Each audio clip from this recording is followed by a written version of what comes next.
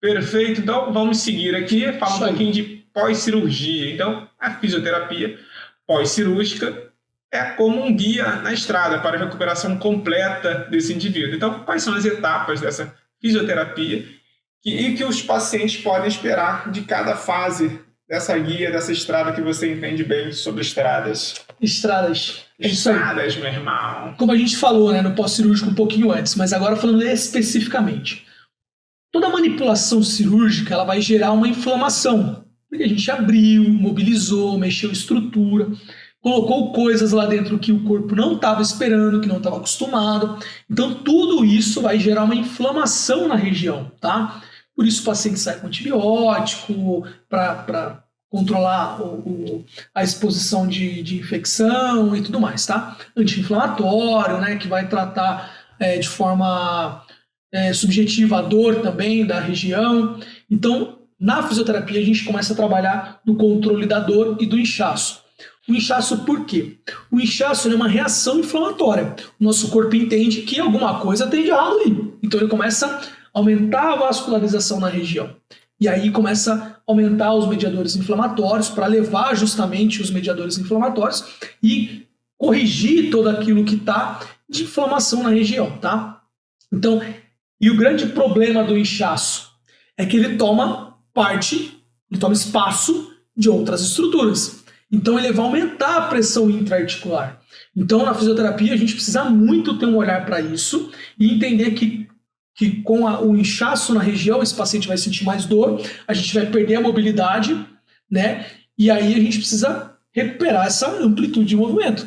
Então a gente começa tratando dor, tirando o inchaço, e aí a gente começa a trabalhar as amplitudes, né, nessa primeira fase.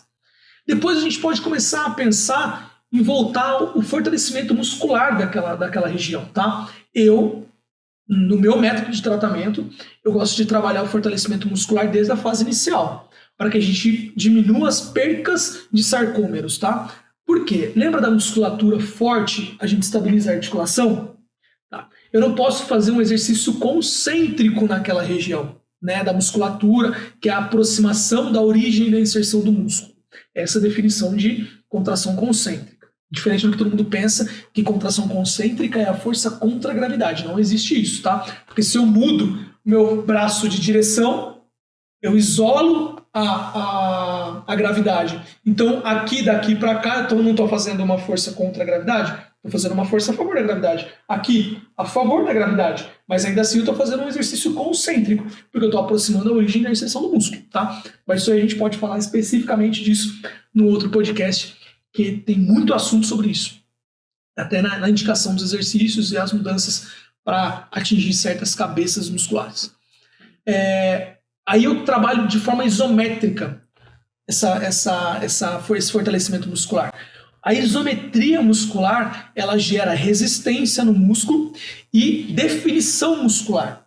Então a gente pega aquele joelho pós-operatório que não fez um fortalecimento muscular, depois de 3 semanas, a gente desliza a mão sobre a coxa do paciente, né, sobre o quadríceps dele, a gente vai vendo aquela balbuciar a pele ali, né? Ela vira uma dobra em cima do joelho do paciente. Por quê? Não tem estabilidade muscular, não tem definição muscular, não tem tônus muscular. Então, trabalhar de forma isométrica gera tônus no músculo. Se gera tônus, é aquela contração que o músculo tem por si só, sem que eu faça uma ativação nele. Tá? Então, isso vai diminuir consequentemente, diminuir a dor do paciente, melhora a amplitude e o fortalecimento dele, que eu começo a trabalhar desde a primeira fase. Então, na hora que eu for trabalhar de forma concêntrica, lá na fase mais intermediária, o meu tratamento, depois de 4 ou 5 semanas, ou até menos, dependendo do quadro do paciente, que tem que ser avaliado semanalmente, né, a gente consegue melhorar isso daí depois na fase intermediária.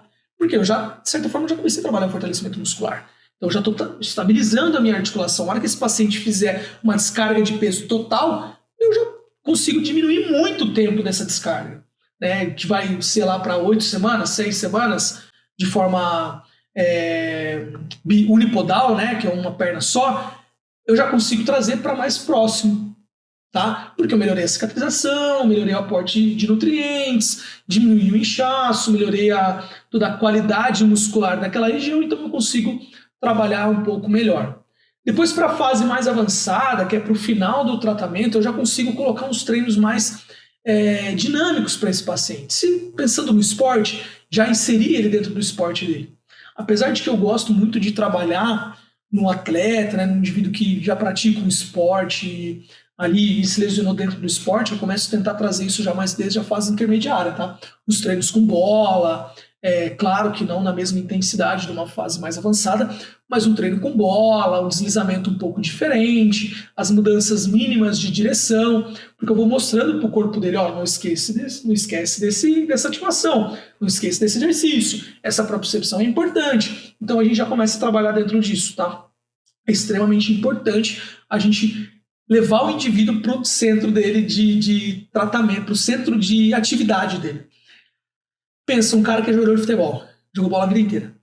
Aí eu deixo ele 8 semanas sem pisar numa bola, sem pisar num campo. Cara, eu penso uma fisioterapia um pouco diferente. Eu já começo o tratamento da fisioterapia dele quando é fora da sala da físio, quando é fora dessa sala, eu já levo ele para o esporte dele.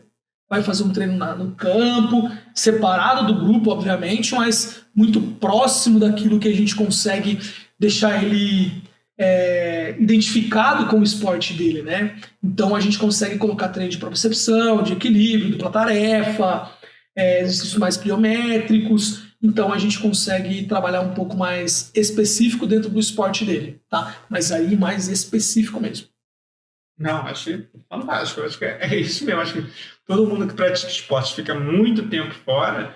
Só o cara sentir o cheiro ali, tá no local, sei lá, você tá dentro ali do cyber, você tá na grama, você tá lá na areia do beach, botar o pezinho ali na areia e ir sentindo, vendo as outras pessoas ali praticando, você tá junto, é melhor do que você ficar numa sala fria de fisioterapia com luz branca, sem graça. Então, assim, acho que é bom para a saúde mental do atleta, ele já sente que tá voltando para a prática de esporte dele. E outra, né? Quando a fisioterapia é muito maçante, o atleta, o indivíduo, ou até vocês mesmos, que não podem praticar nenhum esporte, mas a fisioterapia, cara, fica muito chata. Você deitar numa maca, tomando choque, ou ultrassom, ou laser.